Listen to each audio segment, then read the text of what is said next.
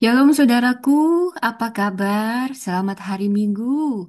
Dan tentu saja ini tepat 17 Agustus tahun 45. Merdeka. Ya, merdeka. Ya, sebelumnya mari kita berdoa saudara. Terima kasih Bapak untuk hari ini semua karena anugerah Tuhan.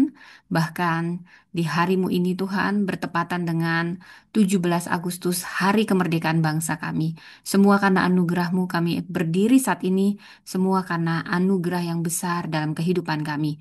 Terima kasih untuk itu semua. Dan saat ini hambamu akan memberitakan kebenaran firman-Mu. Sembunyikan hamba di balik kuasa salib-Mu. Penuhi dengan karunia hikmat, pengetahuan, pengajaran yang lebih dalam lagi. Hanya menyingkapkan kebenaran firman Allah. Penuhi dengan otoritas kuasa wibawa ilahi. Menyampaikan kebenaran firman-Mu. Dan biarlah kau buka setiap hati kami, celikan supaya kami mudah memahami firman-Mu, Roh Kudus. Bicara pribadi lepas pribadi, kami sepakat mematahkan, menghancurkan segala benteng-benteng keakuhan manusia yang menolak pemberitaan firman Allah.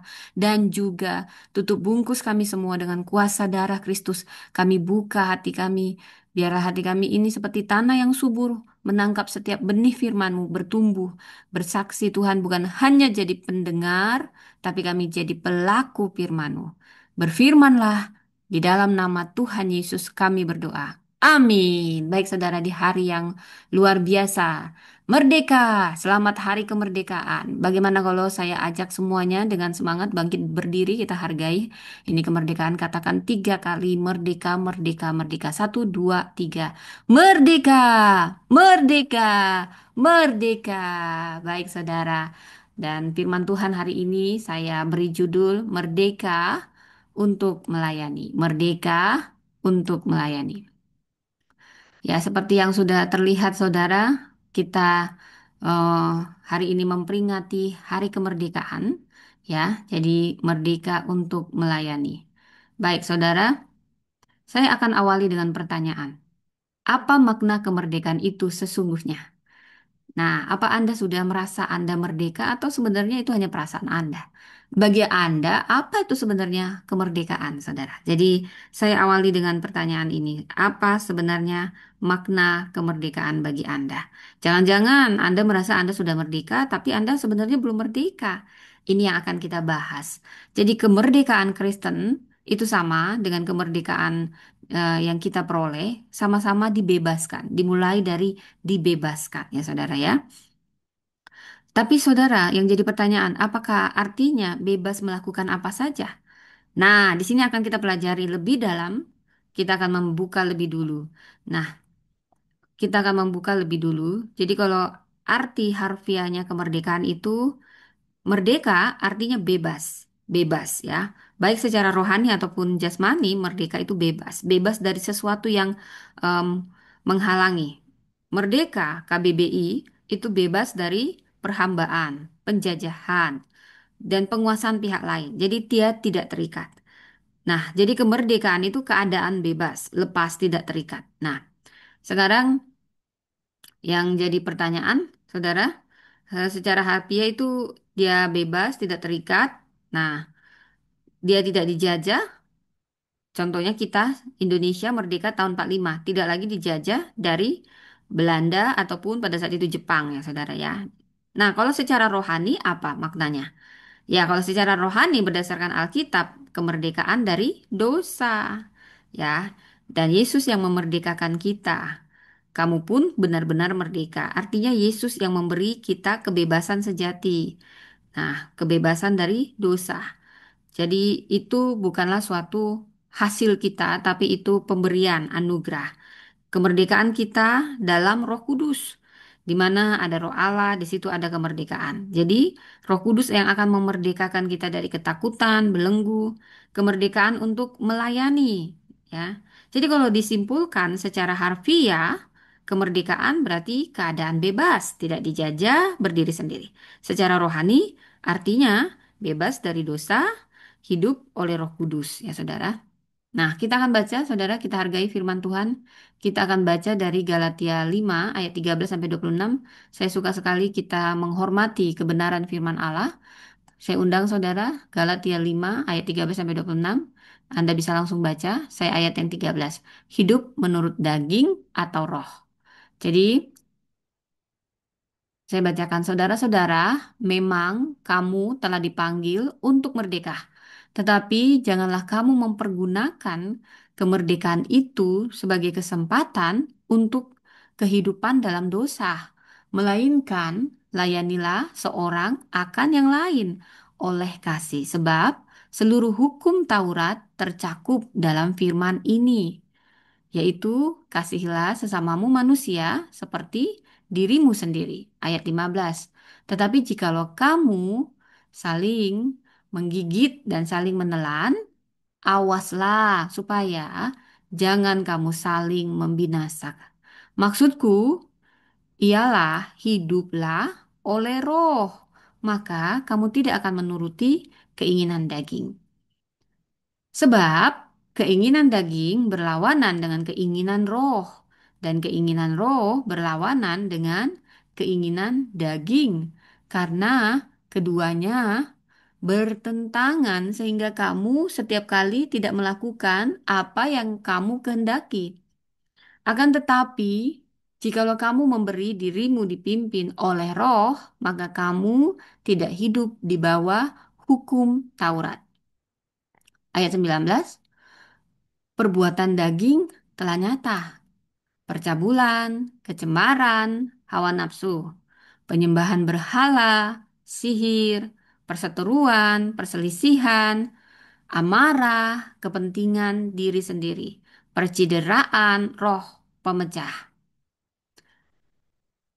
Kemudian kedengkian, kemabukan, pesta pora, dan sebagainya. Terhadap semuanya itu kuperingatkan kamu seperti yang telah kubuat dahulu bahwa barang siapa melakukan hal-hal yang demikian, ia tidak akan mendapat bagian dalam kerajaan Allah. Wow. Ayat yang ke-23. Kelemah lembutan, penguasaan diri, tidak ada hukum yang menentang hal itu. Ya, ini kayaknya ada yang hilang ya, saudara ya. 22. Oke.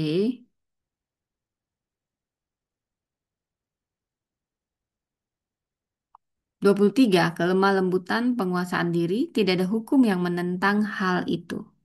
Barang siapa menjadi milik Kristus, Yesus, ia telah menyalibkan daging dengan segala hawa nafsu dan keinginannya. Jikalau kita hidup oleh roh, baiklah hidup kita juga dipimpin oleh roh. Dan janganlah kita gila hormat. Janganlah kita saling menantang dan saling mendengki. Nah, jadi saudara saya mau jelaskan dulu latar belakang surat Galatia ayat 13 sampai 26. Hiduplah oleh roh. Ini Paulus menghadapi situasi yang pelik. Jadi dari dulu itu kekristenan banyak dirongrong ya saudara ya, baik dari dalam. Yang paling menyakitkan itu sebenarnya dari dalam ya saudara ya, perpecahan di dalam, bukan di luar. Kalau di luar malah bersatu kadang saudara ya. Jadi ini saya beri judul kemerdekaan untuk melayani dalam kasih. Jadi di sini ada ditulis oleh Paulus kepada jemaat di Galatia. Jemaat di Galatia ini wilayah Asia Kecil. Jadi ini masalah utama jemaat sedang diguncang oleh pengajar Yudais. Ya, jadi ada dua kubu. Jadi saat itu jemaat pecah. Padahal Paulus sudah mengajarkan bahwa keselamatan itu adalah hanya oleh iman kepada Kristus. Galatia 2 ayat 16. Bukan oleh hukum Taurat. Jadi jemaat diguncang pengajar Yudais, kaum legalis, yang menekankan kita kembali nggak cukup hanya terima Yesus, tapi juga harus taat pada hukum Taurat. Artinya ini kemunduran. Ya, baru kita selamat. Jadi harus disunat nih orang-orang yang non-Yahudi karena dulu ada yang Yahudi, non-Yahudi. Ayo disunat, disunat. Nah, mereka tuh bertengkar. Enggak, ini iman pada Kristus, bukan hukum Taurat. Jadi ada krisis di Galatia. Jadi ada juga dua kubu ya, Yudais, ya saya sebut legalistis dan libertinism ya. Jadi yang sangat juga sama-sama keduanya ini salah. Jadi jemaat bingung ya, pecah ya. Enggak, kita bebas berbuat apapun. Kita kan udah dibebaskan Kristus, udah nggak apa-apa. Jadi ada kaum legalism, Yudais, orang-orang Yahudi yang mengatakan tidak cukup terima Yesus, tunduk pada hukum Taurat. Sunat kan nih, sunat nih, belum disunat nih satu-satu gitu ya. Libertinism. Nah, ini sama-sama ekstrim. Bebas, kita bebas loh. Kita udah melangkah dari kemerdekaan, kita bebas. Nah, disinilah Paulus mengirim surat untuk menghadapi krisis Galatia. Di Galatia ini di sekitar Asia Kecil, ya, dekat dengan Antioquia. Nah, jadi ada empat di sini yang perlu ditengahi oleh Paulus perpecahan ini. Ada yang di pertama persoalan kebebasan disalahgunakan. Jemaat mengira kan kita sudah dibebaskan karena iman pada Kristus. Berarti kita bebas dari hukum Taurat, bebas dong melakukan apapun. Lalu Paulus mendengar ini, dia memberi peringatan, kamu dipanggil untuk merdeka. Jangan digunakan kemerdekaan itu berbuat dosa, tapi melayani. Nah, ini kan paradoks gitu ya, saudara ya. Nah, karena kalau kemerdekaan kan artinya bebas. Nanti saya jelaskan di sini bila kita lihat dari ayat ini. Janganlah mempergunakan kemerdekaan untuk berbuat dosa, tapi layanilah seorang yang lain. Loh, kita dibebaskan, tapi kok dihambakan? Kok jadi hamba? Doulos. Jadi kalau kata bahasa aslinya kemerdekaan itu, ya kita bahas dari bahasa aslinya, saudara. Arti kemerdekaan eleuteria, ya ayat 1. Jadi ini bahasa Yunani, eleuteria, kemerdekaan. Eleutero memerdekakan. Jadi bentuk kata kerja. Artinya Kristus yang sudah memerdekakan kita sekali untuk selamanya lewat karya salib. Jadi bukan lagi proses yang mau kita capai, ya bukan karena perbuatan kita kita selamat, intinya seperti itu. Melainkan itu semua sudah selesai di kayu salib. Jadi lalu setelah itu, ini yang agak menjadi setelah kemerdekaan, Paulus dia akan memakai kata apormete sarki, artinya titik awal bagi daging. Jangan sampai kemerdekaan untuk hawa nafsu, bebas sebebas-bebasnya. Kemerdekaan itu mengubah kita yang awalnya diperbudak dosa, diperbudak hukum Taurat, menjadi hamba Kristus. Jadi sebenarnya ya kalau mau saya artikan dalam bahasa sederhana, sama-sama hamba. Pertama, hamba dari diri kita sendiri, ego kita, ya ini hamba. Kalau kita nggak bisa menguasai diri, kita sedang diperhamba oleh ego kita. Dan hamba hukum Taurat, saudara, ya. Nah, kita tidak lagi diperbudak oleh dosa dan hukum Taurat. Nah, dulu kalau nggak ngelakuin hukum Taurat, aduh, kasihan gitu ya, saudara ya. Tapi tetap jadi hamba, dolus. Jadi ini paradoks, kalau gitu kita belum merdeka, bukan. Arti kemerdekaan dibebaskan dan juga dari, dibebaskan dari, dan dibebaskan untuk, ya. Dibebaskan dari dan dibebaskan untuk. Jadi ini benar-benar merdeka ketika kita rela melayani. Melayani dengan mengasihi sesama. Jadi sesungguhnya kita menggenapi seluruh hukum Taurat sebagaimana tertulis, ya. Jadi kita merdeka justru kita melayani. Jadi dari hamba egonya kita, hamba dosa, hamba jadi hamba Kristus. Jadi sama hamba. Inilah paradoksnya, tapi inilah indahnya paradoks kemerdekaan sejati. Jadi kemerdekaan sejati bukan bablas, bukan tanpa batas. Itu namanya kebablasan. Itu namanya kita tetap diperbudak, diperbudak oleh ego kita. Artinya kita tetap belum dimerdekakan. Hanya dalam Kristus, menjadi hamba Kristus kita dimerdekakan. Jadi beda, paradoks sekali, saudara. Ya. Jadi kalau dunia kan sering memahami bebas, maunya dong, ya. Tapi sebenarnya juga tidak. Setelah merdeka, Indonesia setelah merdeka, apakah benar-benar merdeka? Merdeka di dalam? Wah, banyak kasus setelah merdeka, kasus seperti Indonesia, sejarah Indonesia. Yang paling pelik itu malah kasus di dalam, di mana kudeta, di mana palah 7 jenderal, ya itu kan kasus di dalam, saudara ya. Ini kemerdekaan sejati itu bukan berarti bebas sebebas-bebasnya, tapi justru melayani Allah dan semangatnya. Jadi jemaat Galatia salah paham, hampir kembali. Nah, bukan Kristen progresif ya, Kristen jadinya mundur ya, karena melakukan hukum Taurat, bukan lagi iman pada Yesus. Padahal sebenarnya dengan kita beriman kepada Yesus, kita sudah melampaui mengerjakan hukum Taurat. Karena semuanya kasihilah sesamamu manusia. Intinya kan itu. Kasihilah Tuhan Allahmu dan kasihilah intimu manusia. Dan perbuatlah seperti sebagaimana orang lain ingin perbuat padamu. Tapi ada aturan, saudara. Jadi pondasi kemerdekaan, anugerah yang membebaskan. Ya, kalau bahasa Yunaninya kemerdekaan itu eleuteria, dimerdekakan sekali untuk selamanya. Itu anugerah, bukan karena usaha kita, bukan. Nah, disinilah dua ini. Kita merdeka justru saat kita jadi hamba Kristus. Hamba Kristus kita dipimpin oleh Roh. Dipimpin oleh Roh pasti menghasilkan buah Roh. Dan buah Roh itu pasti berbeda dengan perbuatan daging. Jadi semuanya lengkap, komplit, saudara. Nah, seperti yang saya jelaskan, banyak orang paham ya kita mau menjelaskan makna merdeka tadi, euloteria, kemerdekaan sejati dilepaskan dari perbudakan dosa.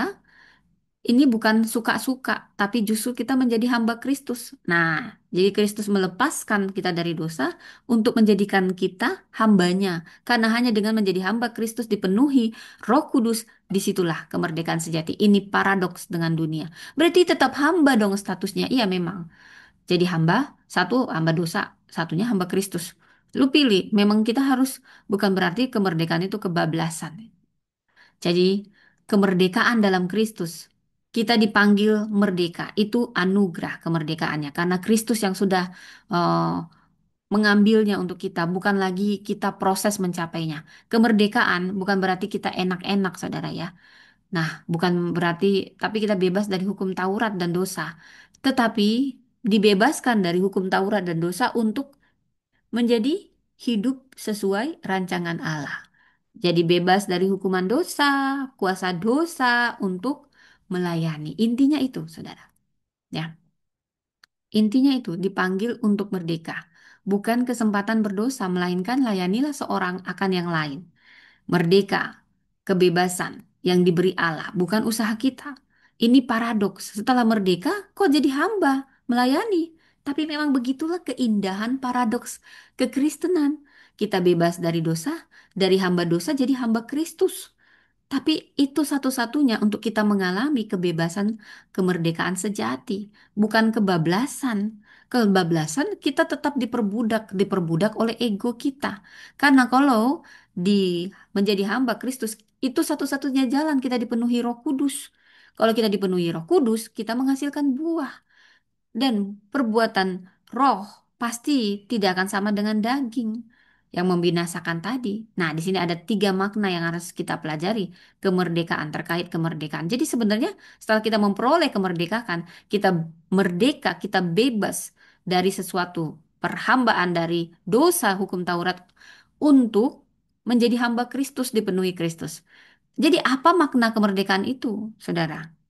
Apa maknanya? Pertama, saya memberi dari ayat 13 sampai 15, saudara. Kemerdekaan adalah panggilan, bukan pembenaran diri. Panggilan, bukan pembenaran diri, ya saudara. Jadi kemerdekaan ini,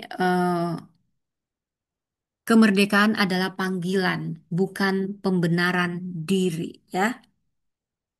Kemerdekaan itu bebas dari belenggu dosa. Jadi tapi diikuti dengan tanggung jawab melayani dalam kasih. Kemerdekaan sejati itu tidak diukur dari apa yang kita lepaskan, saudara, tapi apa yang kita layani. Jadi kita sama-sama terikat sebenarnya, ya. Tapi ada kebebasan di situ. Kita mau pilih mana, hamba dosa atau hamba Kristus. Jadi dibebaskan dari untuk. Nah, ada eulotoria kemerdekaan bebas. Lalu untuk melayani. Di situ melayani dari kata hamba, dolus, dolus. Makanya kita dibilang hamba Tuhan. Hamba Tuhan itu bukan hanya pendeta, saudara ya. Jadi jangan ditekan aja pendeta ini, khusus untuk pendeta. Karena dia hamba, jangan dibayar. Oh, itu ngeri juga gitu ya, saudara. Kalau pemusik boleh dibayar karena bukan hamba Tuhan. Nanti begitu maknanya, saudara.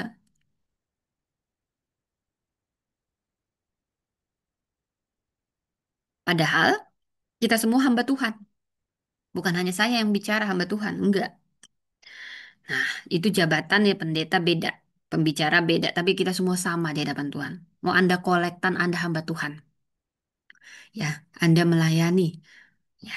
Jadi kemerdekaan itu panggilan, itu undangan, itu bukan kita membenarkan diri. Oh, aku mau bebas, aku sudah merdeka seenak dewe ya. Gue kan udah bebas ya. Kemerdekaan itu bukan semaunya kita, itu anugerah saudara, panggilan. Dipanggil, halo, datang, datang gitu ya saudara. Jadi itu pondasinya kita dimerdekakan, tapi kita jadi hamba Tuhan. Ya, itu bukan karena anugerah. Itu bukan karena perbuatan kita, tapi anugerah. Saudara, saya mau cerita. Panggilan itu, kemerdekaan dalam Kristus itu seperti panggilan jembatan pelayanan kasih. Jadi ini bukan tempat kenyamanan diri, saudara. Ini bukan tempat untuk kenyamanan sebenarnya. Karena kemerdekaan di dalam Kristus ada tanggung jawab yang mengikutinya. Itu panggilan, panggilan untuk melayani. Kemerdekaan sejati memberi misi. Jadi lu merdeka ya, udah seenak lu. Itu bukan merdeka, ya. Itu justru nanti akan diperhamba oleh egonya kita. Ada misi yang Tuhan beri. Karena kita sudah menjadi hambanya Tuhan. Dari hambanya setan atau hambanya egonya kita. Nah, sebenarnya sama-sama diperhamba. Walaupun dibebaskan ya. Kemerdekaan sendiri, euleteria, dibebaskan. Nah, kemerdekaan sejati ini akan memberi kita misi, tujuan baru. Itu kayak jembatan, saudara. Jembatan itu untuk nolongin orang. Ayo, kita dipanggil, kita sudah lewat dari jembatan itu. Kita pun ikut memanggil, ayo, ayo lewat jembatan ini, kita nyelamatin orang-orang. Itulah kemerdekaan saat kita melayani panggilan. Ada panggilan, bukan berarti ah kan kita udah di jembatan. Ini bayangkan kita di jembatan, kita lihat orang tenggelam. Ya rasainlah gue yang dibebaskan. Nah, berarti kamu masih jadi hamba dirimu sendiri. Ya, tapi seperti ini kita sudah dibebaskan. Kita ada di jembatan Kristus. Kita dibebaskan untuk nolongin orang naik kepada jembatan itu supaya tidak terbawa arus dunia ini.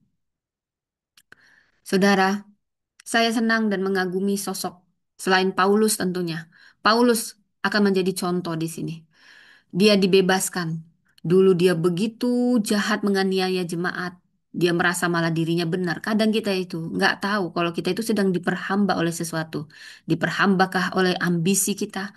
Kita berarti masih diperhamba oleh dosa, ego kita. Masih adakah dendam, saudara? Masih adakah rasa iri hati dengki seperti yang dikatakan? Janganlah kamu saling membinasakan supaya kamu keinginan daging berlawanan dengan keinginan roh. Ya, memberi diri kita dipimpin roh maka kita tidak hidup di bawah hukum Taurat, saudara. Paulus penganiaya jemaat, tapi dia mengalami kemerdekaan Kristus. Apakah Paulus diam-diam aja udah ya, gue udah merdeka pokoknya gue dari Damsip, ah gue mau nonton film Korea, mau nonton ini tidak ada tanggung jawab. Sama seperti saya suka ada sesuatu pernyataan dari suatu film, saudara, kalau Anda tahu, orang yang diberi banyak dituntut banyak. Ya, demikian juga kita sudah diberi kebebasan, bukan berarti kita nyaman. Saudara, Paulus contoh yang paling luar biasa. Tema kita juga kerajinan. Kemerdekaan itu tidak lepas dari kerajinan. Kerajinan itu bicara ketekunan, itu bicara tanggung jawab, itu bicara konsistensi. Jadi, Paulus adalah sosok yang menggambarkannya. Dia merdeka, tapi dia eh, tidak hanya untuk kenyamanan ya. Dia membuahkan ketekunan, dia punya kerajinan memberitakan Injil ke seluruh pelosok. Dialah yang membawa Injil sampai ke seluruh dunia ini. Bayangkan dari hamba dosa yang dia tidak sadar, hamba hukum Taurat, dia sangat Parisi, saudara. Akhirnya jadi hamba Kristus. Dia benar-benar melakukan habis-habisan untuk Kristus. Itulah kemerdekaan. Nah, kalau dari paradoksnya dunia, berarti kamu tetap hamba.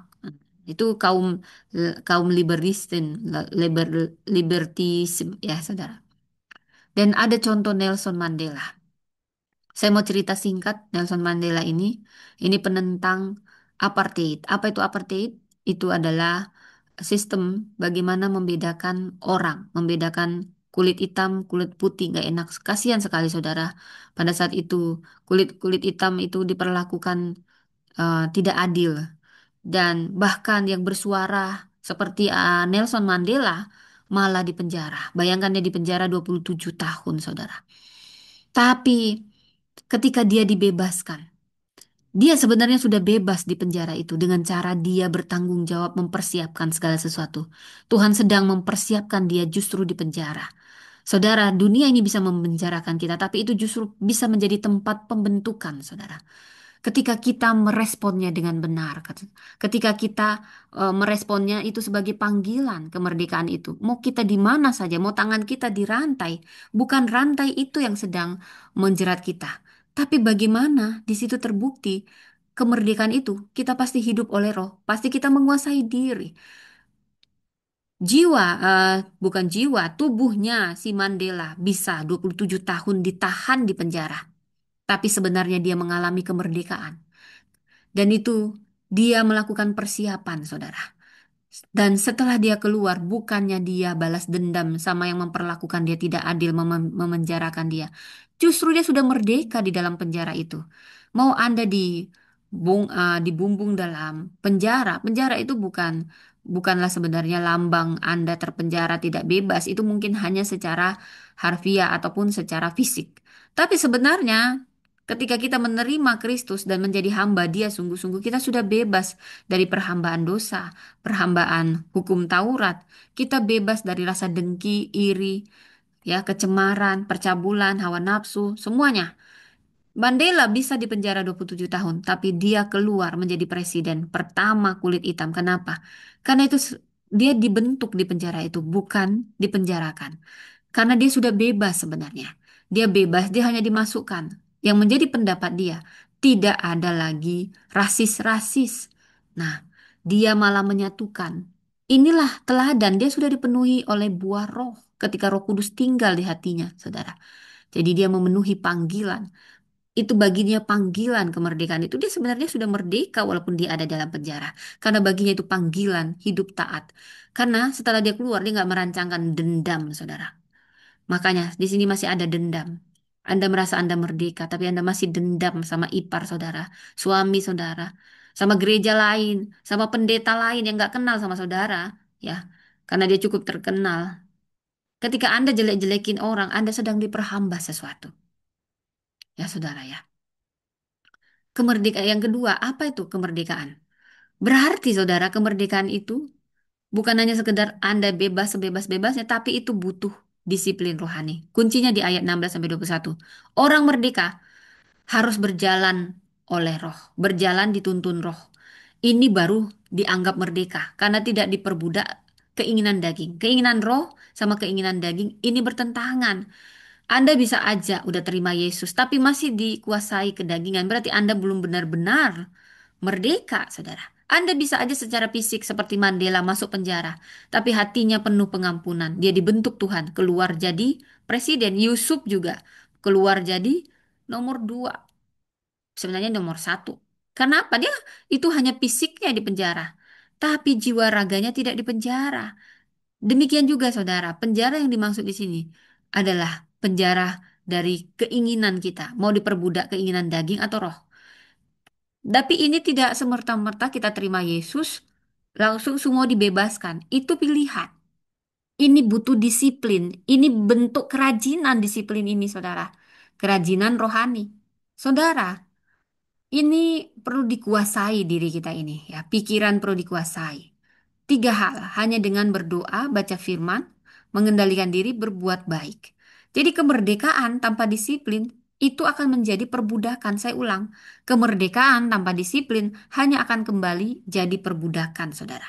Saudara, seperti yang dilihat, seorang olimpiade, saudara. Mana yang sudah merdeka? Dia mungkin merdeka awalnya, dia bebas jadi juara satu.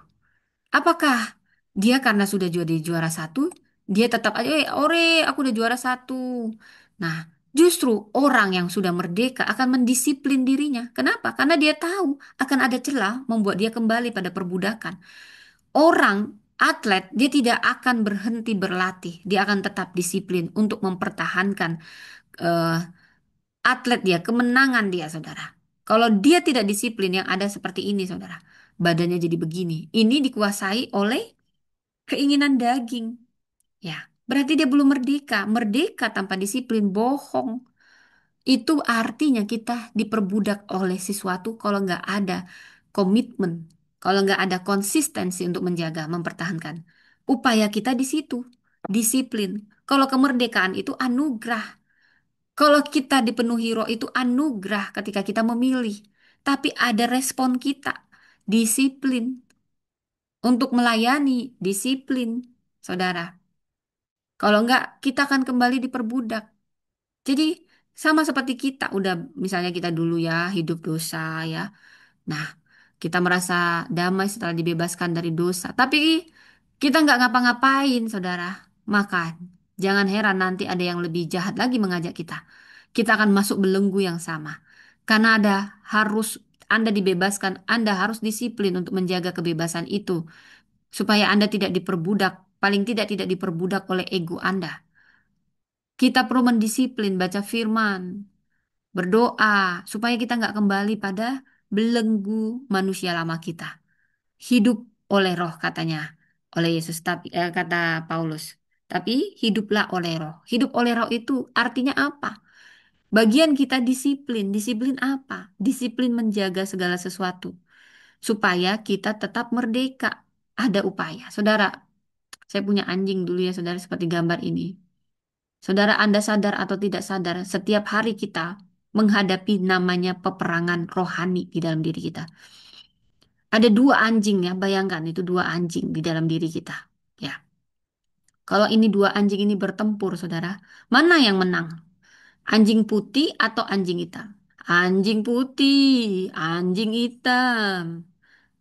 Dua-duanya mana ku pilih? Yang anjing putih itu menggambarkan kehidupan ya namanya putih, kehidupan yang dipenuhi Roh Kudus.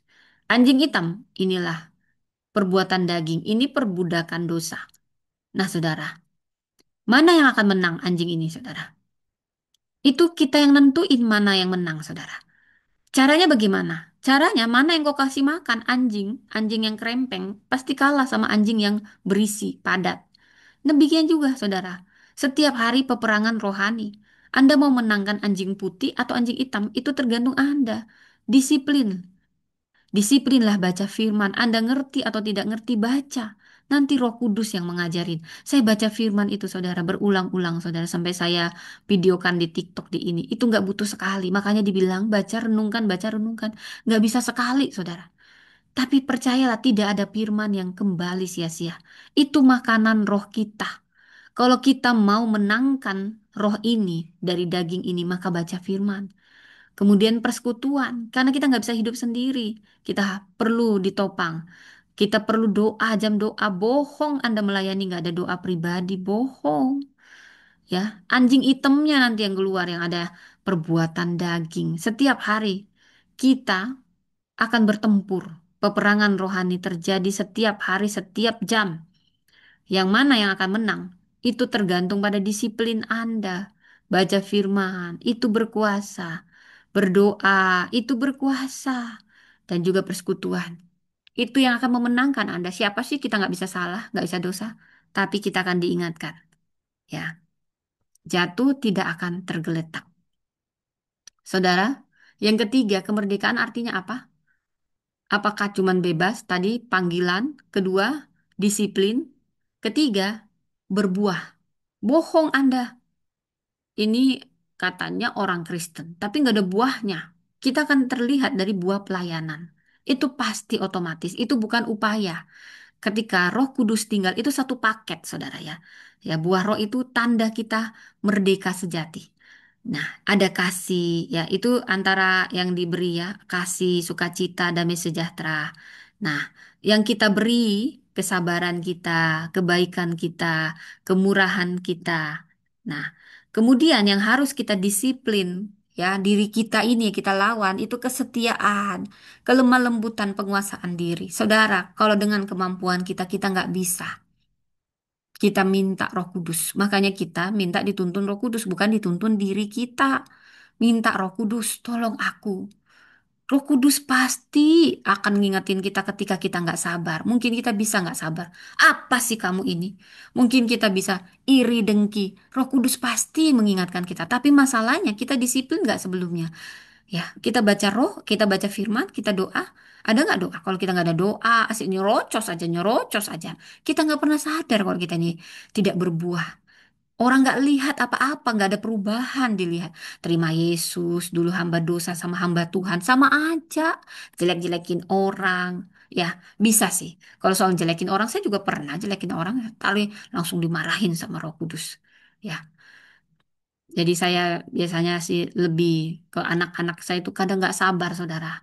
Kalau anak-anak saya suruh sekolah belajar gitu ya, makanya suami saya melarang saya mengajari dia suruh guru les. Karena kalau guru les itu lebih sabar dia, saudara ngadapin anak kita, saudara daripada kita. Kalau saya marah, itu aja nggak tahu. Suami saya kadang karena lihat saya juga jauh dia panggil guru les. Tidak apa-apa, saudara kita belajar. Kadang anak saya malah saya kebablasan, aure, saya baik bebas ini. Anak saya kadang datang sama saya. Dia pinginnya saya ngajarin. Saudara, sama seperti pohon, saudara. Pohon itu nggak bisa makan buahnya. Ya, yang makan buahnya itu orang lain yang menikmati. Kelihatan, saudara.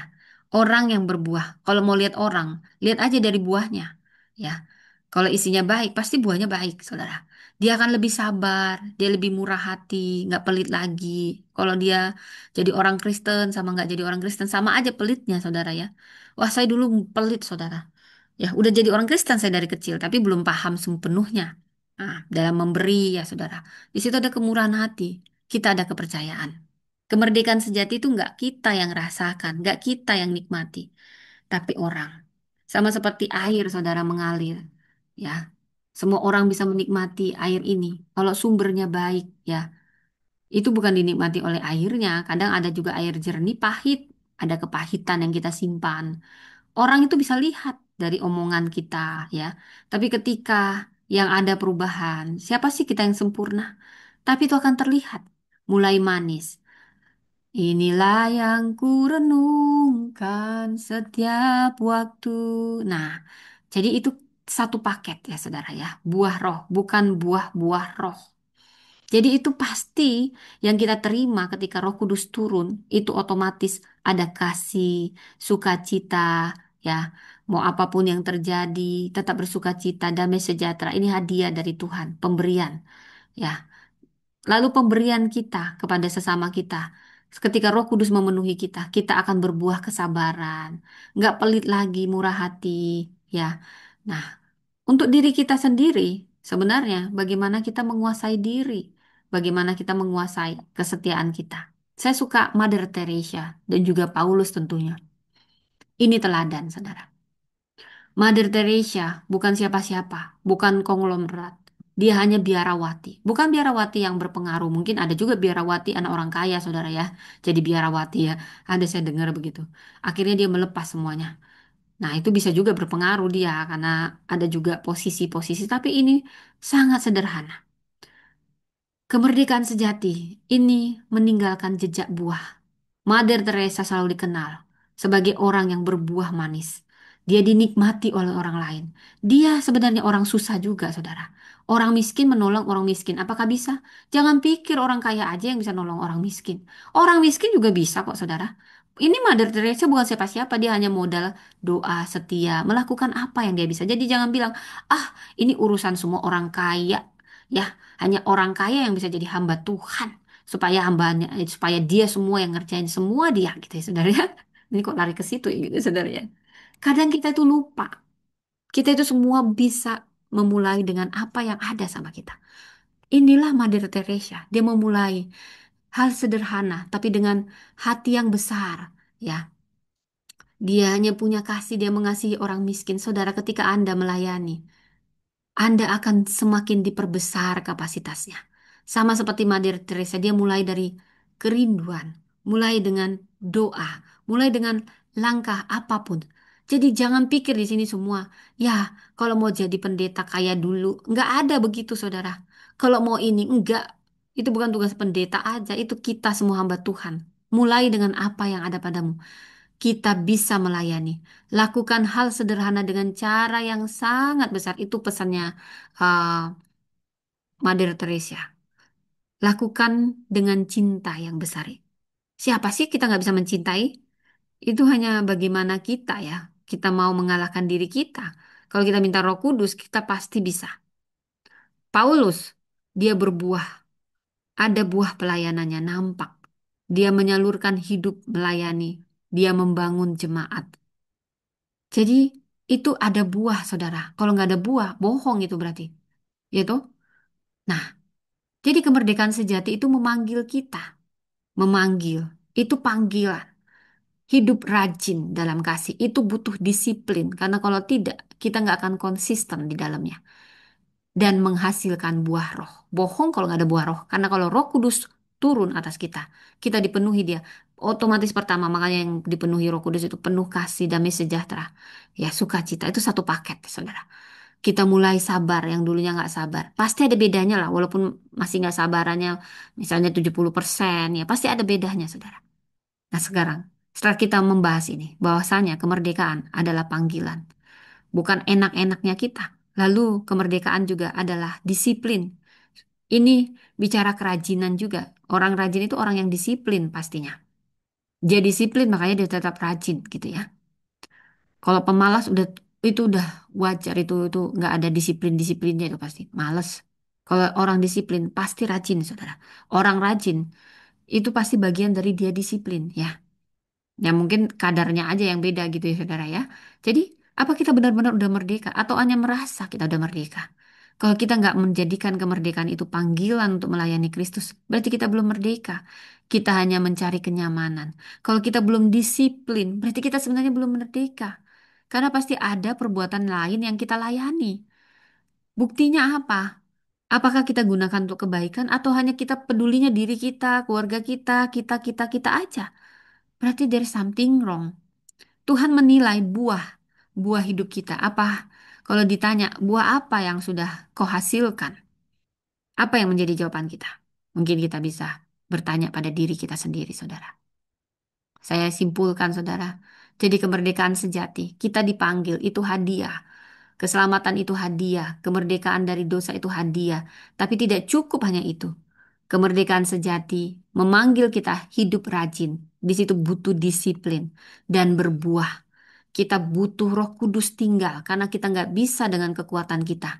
Ketika Roh Kudus menuntun, kita mau dituntun, pasti kita bisa bersama Roh Kudus. Barulah kita bisa jadi berkat. Itulah merdeka, kemerdekaan yang sejati. Menjadi hamba Kristus dari hamba dosa. Jadi tetap diperhamba dong, iya. Karena memang kemerdekaan sejati bukan kebebasan sebebas-bebasnya, ada batasnya. Ya, karena kalau sebebas-bebasnya itu justru menuntun kita pada perbudakan. Yang membatasinya disiplinnya itu, saudara. Tujuannya perlu disiplin untuk mencapai tujuan itu. Apa kita sudah benar-benar merdeka? Mari kita pergunakan kemerdekaan ini panggilan untuk kita melayani. Ini juga menekankan kita setiap hari dalam peperangan rohani. Kita disiplin supaya kita menang konsisten. Tetap jadi atlet yang terbaik. Badannya tetap bagus karena disiplin terus. Berlatih, berlatih, berlatih. Saudara, kembangkan terus, saudara. Anda akan makin berkembang, saudara. Dan kita berbuah lebat. Pasti kalau kita terima Roh Kudus itu satu paket, bukan buah-buah roh. Itu juga bukan upaya. Itu hadiah, saudara. Pertama kita akan merasakan kasih, damai sejahtera, sukacita. Dan bagian kita, ketika kita minta tuntunan Roh Kudus, kita akan semakin sabar, murah hati. Karena kita dituntun oleh Roh. Perbuatan daging beda sama perbuatan Roh. Demikian, saudara. Inilah kemerdekaan yang memanggil kita hidup rajin. Jadi temanya kerajinan dengan kemerdekaan itu sangat erat. Ya, demikian firman Tuhan, mari kita berdoa. Tuhan, terima kasih untuk firman-Mu yang luar biasa. Mengajarkan kami, kemerdekaan sejati hanya ada di dalam Engkau. Kami mau menyerahkan diri kami dituntun oleh Roh Kudus. Kami mau disiplin Tuhan untuk menjaga kemerdekaan ini mengembangkan kami. Biar kami semakin berkembang maksimal sesuai karunia yang Kau beri untuk kemuliaan namamu, untuk menjadi berkat, menjadi saluran berkat, dimanapun kami berada. Terima kasih tuntun kami Roh Kudus, bimbing kami, penuhi.